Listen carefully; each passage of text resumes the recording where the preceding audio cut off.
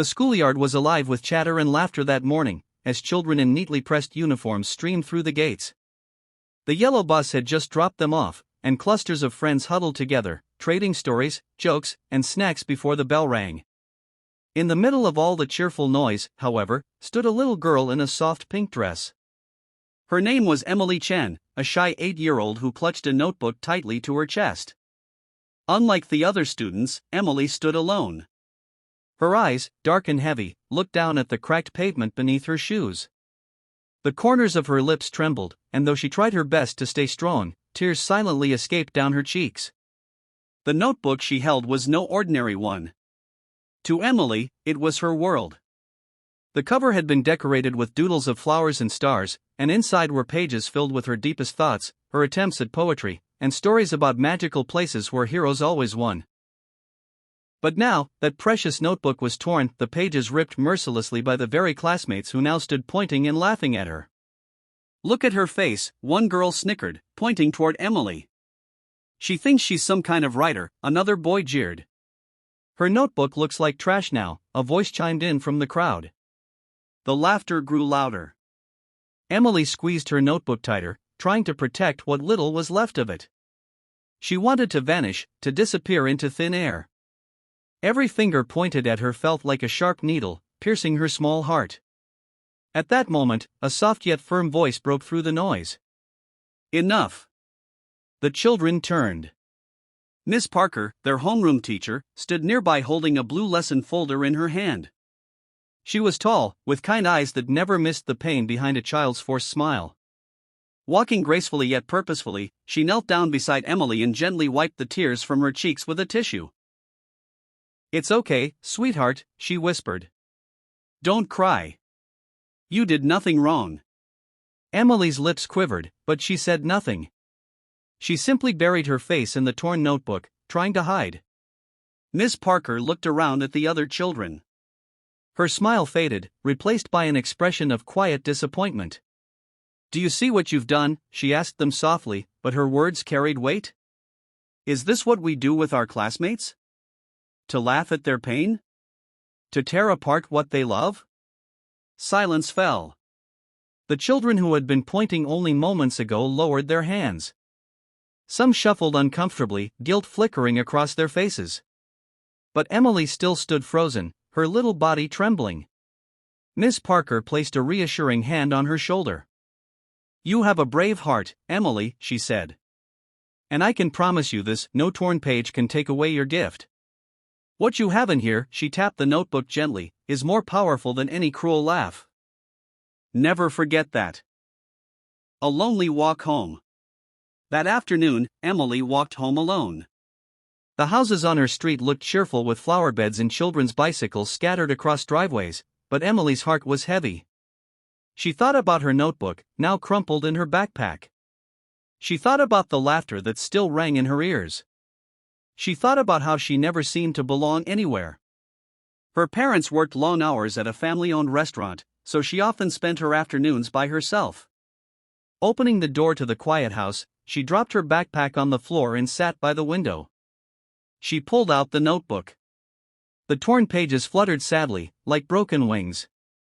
Emily touched the jagged edges and felt another wave of tears rising.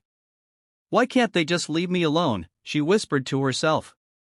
She wanted to throw the notebook away. But then she remembered Miss Parker's words, "No torn page can take away your gift." Emily stared at the notebook for a long time. Finally, she opened it and picked up her pencil. Slowly, shakily, she began to write. Seeds of Courage. The next day at school, Emily sat at her desk with her notebook open. She tried to ignore the whispers around her, focusing instead on her writing. Miss Parker walked past, glancing at the page.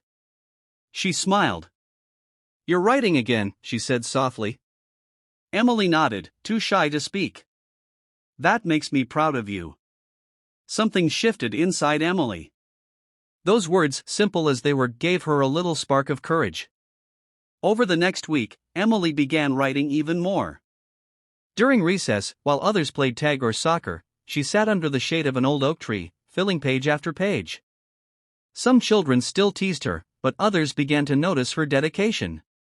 A boy named Daniel, who usually played basketball, wandered over one day. "What are you always writing?" he asked, curiosity replacing mockery. Emily hesitated, clutching her notebook protectively. "Just stories," she whispered. "Can I read one?" Daniel asked. Emily's eyes widened. No one had ever asked to read her work before. Slowly, she nodded and handed him a page. Daniel read silently for a moment. His eyes grew wide. "This is actually really good," he said. "You made up all of this?" Emily's cheeks flushed pink. "Yes." Daniel grinned. "You should show everyone. They'd like it." Emily shook her head quickly. "No, they'll laugh again." But Daniel didn't push. Instead, he said, "Well, I think it's awesome." And with that, he ran back to the court. For the first time in a long while, Emily felt something warm blooming inside her, hope. The teacher's idea. A few weeks later, Ms. Parker made an announcement. "Our class will be having a story day," she said.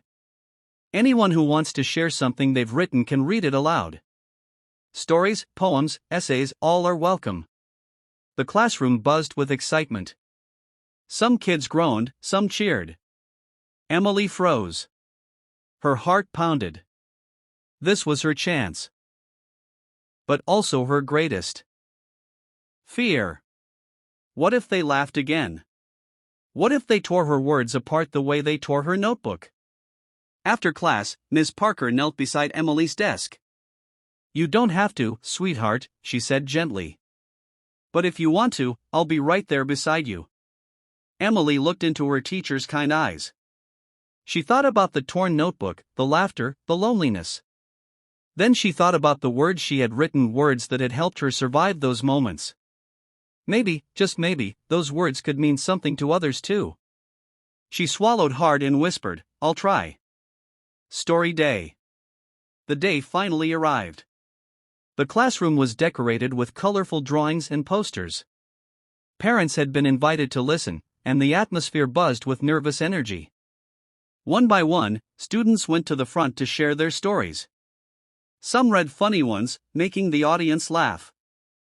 Others read about adventures, dreams, or their families. Then it was Emily's turn. She walked slowly to the front, her pink dress swaying with each step. She clutched her notebook tightly, her hands trembling. When she looked up, she saw rows of eyes staring back at her, classmates, teachers, parents. Her throat went dry. But then, from the corner of the room, she saw Miss Parker. Her teacher gave her an encouraging nod and mouthed the words, "You can do this." Emily took a deep breath. And then she began to read. Her voice was soft at first, shaky like a bird learning to fly. But as the story unfolded about a little girl who found courage in a magical garden, her voice grew stronger. The room grew silent, every ear tuned to her words. When she finished, there was a moment of stillness. Then applause. Real, heartfelt applause. Emily's eyes widened. She had expected laughter, but instead she saw smiles. Even the classmates who once teased her were clapping. Her heart swelled. For the first time, Emily felt seen, truly seen. The ripple of kindness. From that day forward, everything began to change. Emily still faced challenges, of course, but she was no longer invisible. Children who once mocked her now came to her with questions. "Can you write a story about me? Can you show me how you do that?" Her torn notebook became a symbol, not of weakness, but of resilience. She carried it proudly, filling it with new tales every day. Miss Parker continued to encourage her, often reminding the class, kindness can change someone's life. Sometimes, all it takes is one kind word, one moment of compassion, to give someone the courage to keep going. Emily never forgot that lesson. Years later, when she grew up, Emily became a writer. Her books, filled with stories of courage and kindness, touched thousands of readers. At every book signing, she carried that old, torn notebook with her, a reminder of where it all began. And whenever people asked her what inspired her, she would smile softly and say, It all started with a torn notebook, a kind teacher, and the lesson that kindness is stronger than cruelty.